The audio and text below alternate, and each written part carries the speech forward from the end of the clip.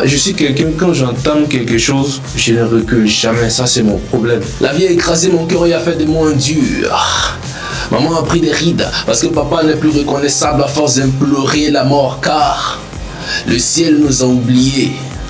De la terre bénie de Béquet a jailli une voix, un souffle incandescent qui embrase les scènes et les cœurs. Poète, slammer, dont la langue est à la fois une mélodie et braise, il est aussi écrivain, dépositaire d'histoires tissées avec la trame de l'âme et transmet le feu sacré par la parole sur la plus grande scène du slam ivoirien et international.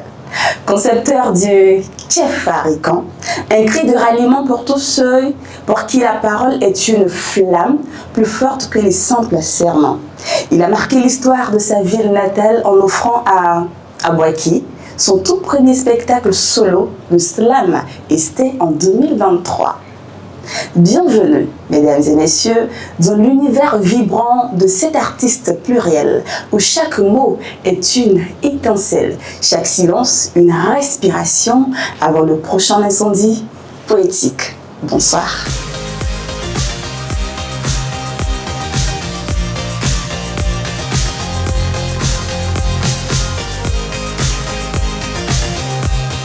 Bienvenue dans Légendaire, là où chaque souffle est une brise porteuse d'histoires inspirantes. Et ce n'est absolument pas la voix d'Abdelkader qui dérogera à cette règle légendaire. Parce que oui, c'est bien de lui qu'il s'agit, le fils de Béquet. Bonsoir Abdul. Bonsoir. Comment tu vas? Très bien, et vous? Ça va, moi je vais très bien. On se tutoie ici à Légendaire, c'est flex, c'est jeune, c'est excellent, on y va. Ok. On a énormément de choses à se dire. Et on n'a pas assez de temps. Donc, on laisse tomber un peu les salam alek et on y va. Très bien. Est-ce que tu pourrais, s'il te plaît, nous livrer à nos autres profanes le sens réel de ce qu'est un poète, un slammer? C'est qui, en réalité? Un poète, un slammer, c'est quelqu'un qui chante la vie, qui exprime ses émotions autrement. Voilà. Maintenant, s'il faut définir la poésie et le slam, je dirais que le slam vient pour redonner vie à la poésie. C'est tout. Le slam revient donner notre vie à la poésie. Notre vie à la poésie. Ouais. Très bien. Vous chantez la vie. Est-ce que c'est ce que tu fais dans le Tchefarican dont tu es le concepteur? Ok. Alors, il faut dire que dans le Tchefarican, c'est un concept, une doctrine dont la gestation a commencé en 2017. Il a pour but de pousser les nègres à se servir de son propre entendement et à comprendre qu'il ne peut ni construire et bâtir le bonheur nulle part ailleurs que chez soi. Alors, j'ai choisi des styles d'écriture dans le but de sortir de l'ordinaire. Aborder plusieurs thématiques dans un poème au long cours est ma façon à moi d'exprimer ma liberté. Les plus érudits verront immédiatement une sorte de migritude qui a pour but de montrer l'image qui prévaut en Afrique aujourd'hui. Donc vous verrez l'immigration, les violences basées sur les gens, la pauvreté, la politique. En fait, on a comme l'impression que l'Afrique s'y retrouve dans un cercle qui s'est devenu d'Adjibouti. Alors j'ai choisi la poésie et la prose dans le but d'exprimer cela parce que pour moi, la meilleure façon de cacher une vérité paraboloïde est de la mettre à nu aux yeux de tous à telle enseigne que personne n'aura envie d'aller chercher la vérité dans un tel livre. Voilà. Où suis-je? En fait, tu chantes la vie, mais en même temps, tu chantes ton travail, tu chantes ton concept. Ouais. C'est fort, c'est poétique tout ça. Ouais, c'est poétique. Installez-vous bien, j'espère que vous êtes bien assis et que vous écoutez fort, parce qu'il faut cela pour comprendre tout ce que tu dis. Et est-ce que tu pourrais nous retracer un peu les prémices de ton parcours? Comment est-ce que ça a commencé? Bon, certains viennent à la poésie ou au slam par effet de mode, d'autres juste par passion. Mais moi, je ne sais pas, je dirais que je suis venu par appel, parce que j'ai pas de manière à faire de la poésie ou du slam. C'est venu à moi. Voilà, j'ai juste réalisé que c'est quelque chose que je pouvais faire au-delà de tout ce que j'avais, tout ce dont j'avais les capacités de faire.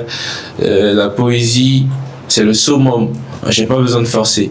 Et c'est vrai que ça a été un appel tout de suite, mais je présume qu'il y a eu des influences. Quelles ont été les influences, aussi bien littéraires, familiales, personnelles, qui t'ont conduit dans ce choix de carrière? Oui, très belle question. Alors, je dirais que, en fait, moi, je suis passionné d'écriture depuis la classe. Bon, je peux dire depuis le collège, mais c'est à partir de la classe de seconde, j'ai commencé même à me concentrer sur l'écriture. Et voilà, étant chaque jour en train d'écrire dans mon petit bouquin à moi, un jour, je vois à la télé une prestation. À l'époque même, j'appelais ça déclamation, hein, parce que j'avais pas une notion de ce qu'était le slam. De quelqu'un qui excellait très bien. On l'appelle Souleymane Diamanga. Il est encore, il existe encore. Okay. À côté, j'ai connu aussi Grand Corps Malade. Voilà, mais j'ai dit à un moment, mais ce qu'ils font là, moi je sais faire ça, c'est même pas difficile. Elle m'a dit, oh, toi, t'as pas ce niveau, toi, tu peux t'arrêter devant les gens pour parler comme ça. Et puis on arrive. Et bon, je m'appelle, elle m'a dit, viens, ce que tu dis, tu sais faire là. Il y a les Ivoiriens qui font ça, et ça passait à RTE2, c'était une émission qu'on appelait École des poètes. Okay. L'émission s'appelait École des poètes. C'est sorti de là que l'école des poètes de Côte d'Ivoire a été créée. Et là, je vois un jeune homme aussi qui a presque le même thème vocal que moi. Je dis jeune homme, mais bon, il est un peu plus âgé que moi, il faut le respecter. Voilà, il a à peu près même thème vocal, le même style, la même expression que moi. Et donc, j'ai dit à un moment, tu vois ce que je fais là, ce que je fais à la maison, et si tu dis que c'est une perte de temps, ils sont en train de faire la télé, et puis ça paye bien. Et là, je lui ai promis qu'un jour, elle va me voir sur une scène, et elle sera éblouie, époustouflée. Et c'est arrivé. Notre premier spectacle au Centre culturel Jacques était assise, elle me regardait, waouh. Elle était ébahie. Et c'est à partir de là que voilà, j'ai commencé à m'adonner à ça parce que j'ai vu que c'était quelque chose dont j'avais pas besoin de forcer pour le faire. Ouais.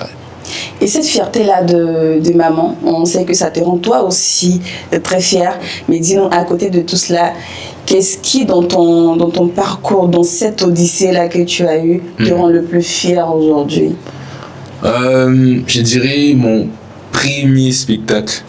Mon premier spectacle et mon livre, ouais. Parce que j'ai eu beaucoup de difficultés. En dehors des difficultés, j'ai eu beaucoup de coups bas parce que tout était réuni pour m'empêcher de le faire. Tout cela m'ont beaucoup appris. Donc après toutes ces difficultés, j'ai réussi à organiser mon premier spectacle. Vraiment, c'était une très grande fierté pour moi. Et quand tu passes, tu as l'impression que voilà, tu t'es devenu comme une montagne ou un baobab. On te regarde avec plus de respect, plus de considération, plus d'amour, d'autres avec beaucoup de honte. Bon, voilà, c'est la vie. Hein. Et tu as, de ton récit, de ton livre, tes activités, le spectacle dont tu parles d'ailleurs, on te sent tout de suite très ancré à Boaké. Oui. Est-ce que de ton inspiration, de là d'où tu tires ton inspiration, oui. Boaké a vraiment une place importante? Oui, une grande place. Parce que j'ai connu beaucoup de choses à Boaké. J'ai vécu beaucoup de choses, beaucoup de frustrations. Et moi, mon objectif, c'est de montrer qu'on peut partir de rien. On peut partir de zéro à héros. On peut partir de rien pour devenir quelqu'un. Donc ça m'arrive de sortir, ça m'arrive de voyager au-delà même de la Côte d'Ivoire. Mais Boaké, je me suis concentré sur Boaké parce que je me dis qu'il y a encore beaucoup à faire. Oui. Boaké a une histoire vraiment qui rappelle pas de bons souvenirs et il faut travailler sur cette image-là pour la changer. Donc je me dis que c'est mon rôle en tant qu'artiste de contribuer au rayonnement Boaké. Donc c'est ma petite contribution. Voilà. Ouais. Et nous également à Légendaire, c'est notre petite contribution à ton rayonnement, à toi, parce que tu fais un travail absolument remarquable qui mérite d'être plus vu, plus entendu. Félicitations à toi pour ce que tu fais. Félicitations pour Boaké. Merci pour Boaké, parce qu'on voit depuis quelques années tout le travail de fond qui est en train et de forme aussi qui est en train d'être fait à Boaké, et c'est salutaire de voir des jeunes mettre la main à la pâte également. Parlons, s'il te plaît, de ton actualité. Qu'est-ce que tu fais aujourd'hui? Aujourd'hui, mes projets à venir. Là maintenant, aujourd'hui, qu'est-ce que tu fais en matière de littérature? Est-ce que tu prépares, tu es sur des spectacles? Après la sortie de mon livre, oui. Je suis en phase de promotion, ouais. Donc d'où mon spectacle dédicace qui a eu lieu ce 30 avril. Donc là, j'envisage faire un spectacle dédicace tour. Et aussi dans les écoles, dans les universités Et dans les grandes salles, comme à l'Institut français ici à Abidjan, le Centre culturel Jalaka de Boaké, et ainsi de suite. Très bien. Et est-ce que tu estimes que tu es suffisamment soutenu et accompagné? Non, là je... La réponse est venue tout de suite. Hein? Non, tout ce que je fais c'est à fond propre. C'est à fond propre. Souvent je réalise tellement l'impossible que les gens pensent que j'ai des millions pourtant. Voilà. Je peux dire c'est la grâce de Dieu. Voilà, c'est la grâce de Dieu. Parfois, moi je me dis que la volonté et puis la passion, l'amour, c'est la plus grande richesse que Dieu puisse donner à l'être humain. Sans oublier la santé aussi. Donc quand tu es déterminé, tu as l'amour de ce que tu fais, tu as la volonté, tu as la grinta, tout devient facile. Il suffit de vouloir une seule chose pour que toutes les forces de la nature se réunissent pour t'aider à réaliser cette chose. Donc c'est Dieu qui me permet de réaliser tout ça, sinon personne. Et quelle est selon toi ta plus grande qualité? Ma plus grande qualité? Très pardonneur. Tu es pardonneur. Ouais. Et est-ce que tout de suite tu ressens que ça a une incidence directe sur tes activités, ton évolution? Ouais, ça me crée beaucoup de problèmes parce que moi, j'ai pas besoin de regarder ce que tu as comme image, que tu as une image très sale ou une belle image, c'est pas mon problème. Si moi j'envisage de t'aider, si tu me proposes des projets qui peuvent faire évoluer la jeunesse ou voilà, la ville de Boaké, qui peut faire parler de la jeunesse de Boaké en bien, moi je t'aide. Donc peu importe ce que tu m'as à faire ou peu importe ce que tu avais à me faire, si je peux soutenir, je soutiens. C'est mon plus gros problème. Ça me fatigue beaucoup parce que voilà, on peut te voir avec quelqu'un, tout simplement parce qu'on parle mal de lui, voilà, on te met dans le même carnival que lui et tu crées des problèmes. Moi, je sais pas être méchant. C'est pourquoi j'ai un cercle très très restreint d'amis et puis on me voit rarement. Et non, par contre, dans quelques années, on va dire 5 ans, où est-ce qu'on peut s'attendre à te voir? Dans 5 ans? Ouais.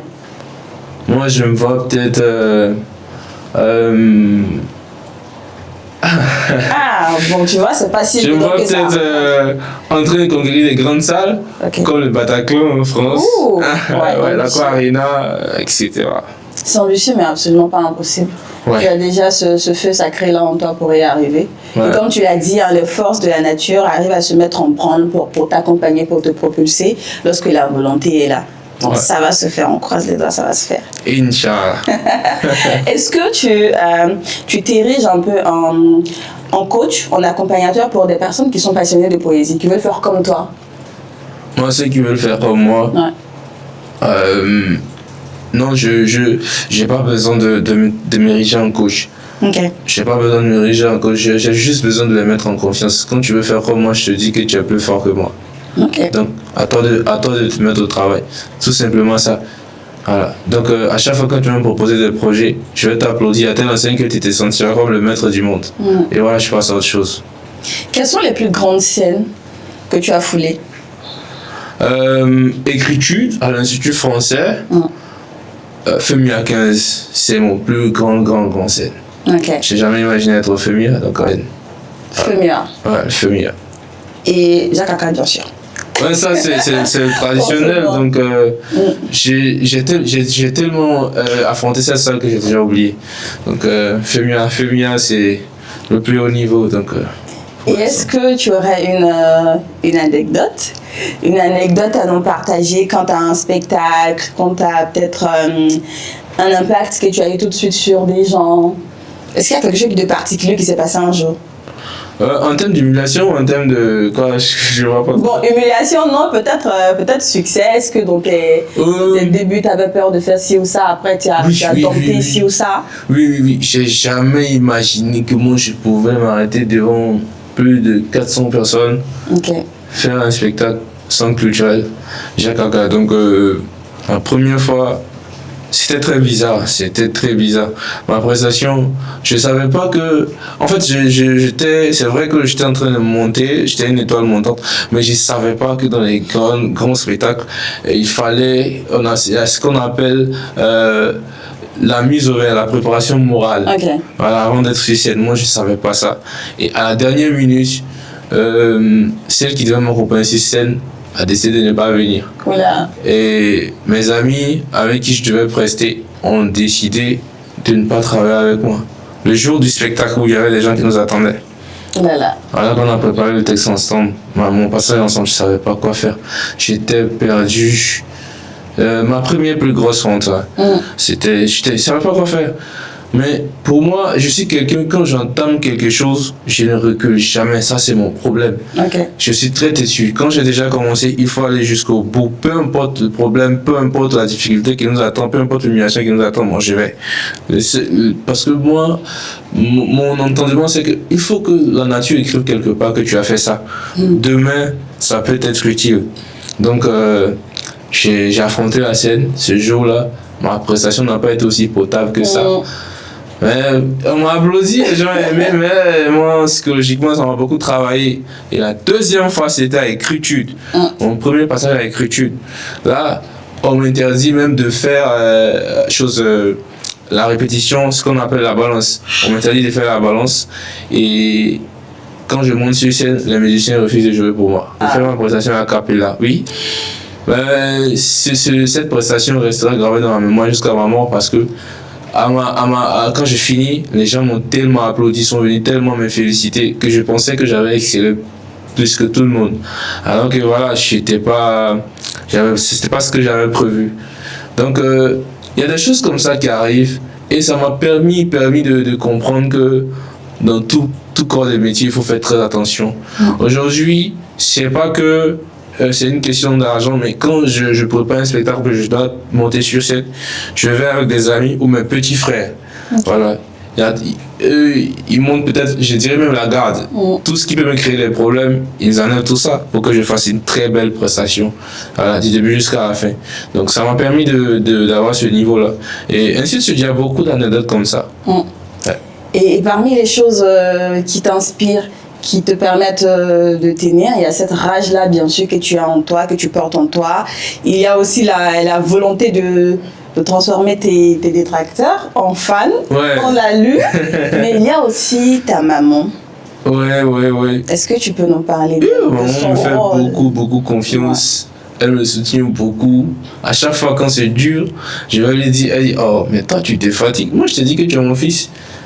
Sa façon d'apaiser choses mon inquiétude me fait tellement de bien. Moi, je te dis que tu es mon fils, peu importe ce qu'ils vont faire, tu vas réussir. Il suffit juste de continuer. Il y a eu des fois où j'ai eu des blocages en matière d'argent même. Elle a levé ces blocages. Je me disais, mais maman, tu as eu cet argent ça. Elle m'a dit, tu vois, je suis ta mère, mais je sais très bien ce que je fais. Je sais de quoi tu as besoin. Ton soutien m'aide beaucoup parce que il arrive des fois où j'ai comme l'impression que le ciel me tombe sur la tête, personne ne me fait confiance, personne n'est là pour moi. Et voilà, je la vois comme un trésor en fait, je ne peux pas la perdre pour l'instant. Donc peut-être que le temps où elle devra partir, ce sera quand je serai super milliardaire. On te souhaite, merci beaucoup maman pour tout ce que tu fais. Ouais. Merci pour la Côte d'Ivoire parce que à travers cela c'est la Côte d'Ivoire que tu soutiens, que tu accompagnes. Merci beaucoup, c'est très touchant ce que tu viens de dire là. Et je pense que c'est un message à l'endroit de tous les parents pour qu'ils comprennent encore plus l'importance de leur soutien pour leurs enfants, dans leurs rêves, dans l'accomplissement de leurs objectifs. Merci beaucoup à toi pour cette marque de reconnaissance aussi. Dis-nous, est-ce que là on progresse, hein, on avance allègrement vers la fin de notre échange. Est-ce qu'il y a d'autres formes d'expression artistique que tu voudrais explorer dans l'avenir? Oui, j'adore la musique, surtout tout ce qui est sonorité monde avec la kora, okay. Et puis le balafon. J'ai appris même qu'il y a l'orchestre philharmonique, c'est sûr qu'ils ne vont pas me prendre. Comment tu le sais? Moi je le sais, c'est tout. Mais bon, en tout cas, ce sont les instruments de musique que j'aimerais explorer. Okay. Déjà, je fais du théâtre, donc voilà, j'aime tout ce qui est art. Très bien. Quel que soit ce que ce dans quoi tu vas t'aventurer, on te souhaite plein succès. Voilà. Merci. Et on va reparler de ton livre pour terminer, de Thief Haricant. Et le livre, il est juste là. Je prends. Alors, il est là, le Thief Haricant. Où est-ce qu'on peut le trouver? Alors, le Thief Haricant étant une œuvre un peu véridique, il est un peu scientifique aussi, donc on essaie tant bien que mal de faire une promotion. Voilà, donc il est disponible au 05 85 79 92 95. 05 85 79 92 95. Bientôt en librairie des Longs. Félicitations, c'est là Tchefarican, Murmure Mortel, qu'on vous recommande. Je n'avais pas dû faire de publicité, mais bon. De la bientôt à la librairie, voilà. Bientôt à la librairie, voilà. Très bien, félicitations. Merci. Pour terminer. On voudrait bien ne pas te laisser partir sans se délecter de ce que tu sais faire le mieux. Ouais, je peux en faire plaisir d'ailleurs. Voilà, bien sûr, tu veux faire plaisir, on est prêt et on t'attend. Ok. J'ai pas vu le temps passer. Je n'ai pas vu le temps passer. La vie a écrasé mon cœur et a fait de moi un dur. Maman a pris des rides parce que papa n'est plus reconnaissable à force d'implorer la mort, car le ciel nous a oubliés. Entre deux vagues de soleil étouffantes, la pauvreté nous force les jambes qui se plaignent. Le vent chante la misère, la mer chante la solitude, le feu brûle la galère. Le mensonge prend l'ascenseur et la vérité prend l'escalier. Tu sais, il y a eu un moment où j'ai conversé avec le vénin de la nuit, parce que le sifflement du silence est bavard. La vie de bohème, les prostituées de luxe et les bars sont le dernier de mes soucis, parce que c'est le moment la première. Très tôt, mon visage de bébé est devenu le masque d'un patriarche. Le sourire qui se cache au fond de mes yeux aurait voulu être à ta place parce qu'impuissant. J'ai vu Amou et Marie-Louise pleurer, perdre de la chair, encaisser des coups pour ses bambins, crois-moi. C'était ma plus grande douleur. En fait, tu sais, je suis la porte que quelqu'un a fermée, la porte que quelqu'un a ouverte, le désert que quelqu'un a traversé, la douleur que quelqu'un a supportée, les Tchefari qu'ils ont réveillés, parce que le ciel est avec moi. Si tu me vois trébucher, dis-toi que j'ai un genou ivre, parce que mon cœur a pissé dans mon cerveau. La tribu du feu est plus forte que je t'aime. Merci. Très beau pour maman. C'est sur cette escale poétique, émouvante que Légendaire prend fin pour aujourd'hui. Kader, ça a été un bonheur de te recevoir, d'écouter. Est-ce que tu as quelque chose à dire pour la fin? Ouais. Croyez en vos rêves, croyez en vous, soyez déterminés, parce que ce n'est qu'à la suite de luttes ténaces pour surmonter les difficultés qu'on aboutit au succès. Merci. Et moi, je vous dis merci d'avoir suivi Légendaire, que l'inspiration qui vous a été prodiguée tout à l'heure par Kader ne vous quitte jamais, vous propulse plus haut. Merci à vous de nous avoir suivis. Elle m'appelle Kader, elle a oublié que je m'appelle Rêveur Sacré aussi.